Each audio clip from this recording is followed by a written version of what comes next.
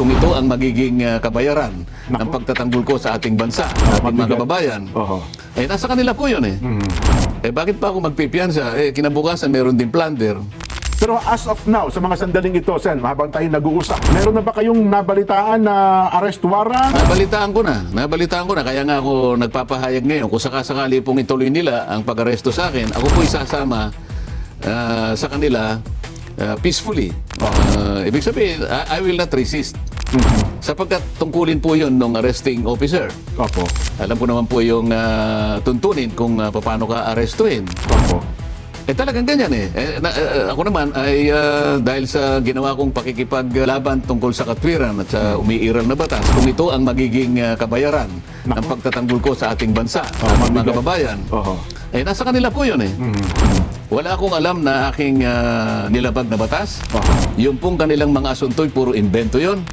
Alam po ninyo, pinagdalhan ng maleta. Pati po yung mga kasama ko sa Senado na dati namin kasama sa grupo namin, meron silang plunder na nauna na. Pero dahil sa pagsanib sa kanila, nawala na po siguro. Baka sila po ay hindi na asuntuhin. Mauuna pa po akong aarestuhin. Doon sa mga kasama namin dati na nangako na magiging intact kami. Walang hiwalayan, walang maghuhudas. Sabi ni Pero Boying, napansin na ninyo kung sino po yung naghudas. sabi ni Ombudsman Boying, yung mga naunang sa niya pa, hinog na raw po ang kasong plunder para sa kanila. Nakita ko, unang-una, April 2026, nandun yung 5 kaso na nakalaan para kay Martin Romualdez. Isang plunder, isang indirect bribery, isang direct bribery, a violation of AMLAC, violation of RA 3019. 5. April 2026. Hindi ko lang alam ng date kay Joe Villanueva at saka kay Chis Escudero. Pero ako, invento lang. Walang kaugnayan po sa public funds. Wala po akong ninakaw. Ang tanging kasalanan ko lang po sa kanila. Hindi sa taong bayan. Ay yung pilitin ko po na ituloy ang pagdinig diyan sa flood control projects, mali na yan. At mapanagot. Kasi mapanagot pati silang lahat.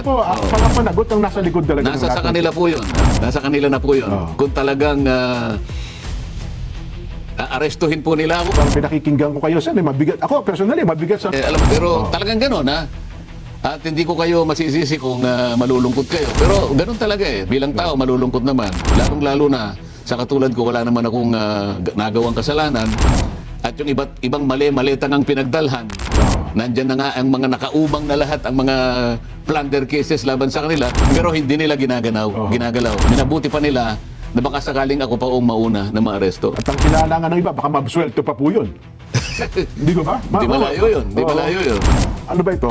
Lokohan na ba ito? Mukhang, sabi nga nung isa kong narinig, mukhang inuunggoy na tayo. Planet of the Apes na ba ang Pilipinas ngayon?